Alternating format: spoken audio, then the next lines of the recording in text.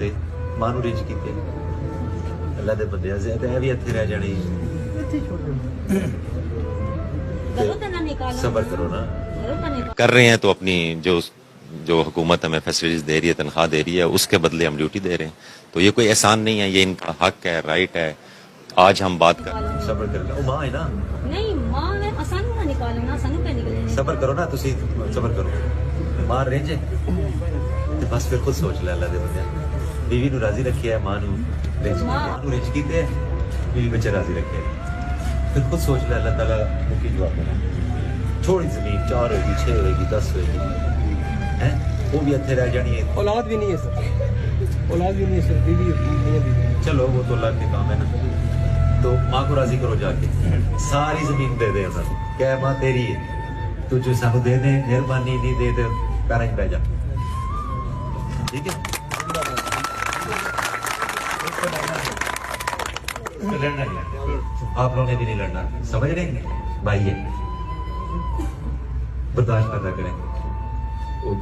ساری عمر کٹھے رہے ہو اج بچے والے ہو گئے ہو 2 مرلے 4 مرلے بس ایک دوسرے کو نفرتیں پیدا کی کدے میں کہ روٹی کھا لی ہے کٹھی کتنے دن ہو گئے کتنا عرصہ ہو گیا اس بھائی کے ساتھ بیٹھ کے کھانا کھایا ہو آج کھواؤ نا جو صاحب روٹی کھاؤ چاہو بھائی سے ٹھیک ہے سادہ جی روٹی میرا رب کیا کہتے ہیں وہ کہتے ہیں بھائی بندہ میرا ریٹائر ہوا ہے وہ میں ننان بچے خاص کے لگی میں نوکر کرا کال پارٹیز کریں کل بندہ اور بچے گلا یہ میرے آفس میں آپ کی تو ماں کروائی نہ بھائی نے شادی بھائی نے شادی کروائی ممتاز نے تھی بیٹی نے نہ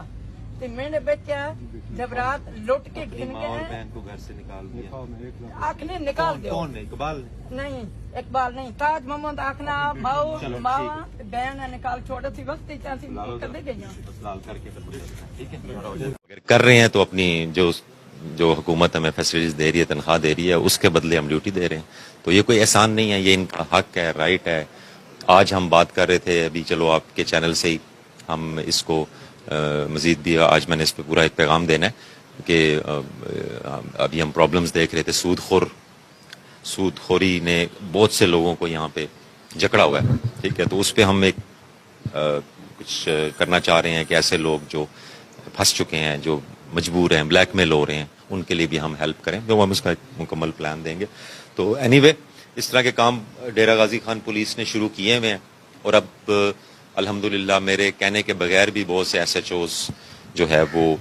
آن فرسٹ انسٹنٹ ریلیف دینا شروع ہو چکے ہیں تو یہ بڑی میرے لیے حوصلہ افزا بات ہے کہ جس وقت ہمیں عام پبلک غریب پبلک کا احساس ہوگا تو اس کے بعد ہم انصاف بھی کریں گے اور ان کو ریلیف بھی دیں گے یہ ساری کنیکٹڈ چیزیں ہیں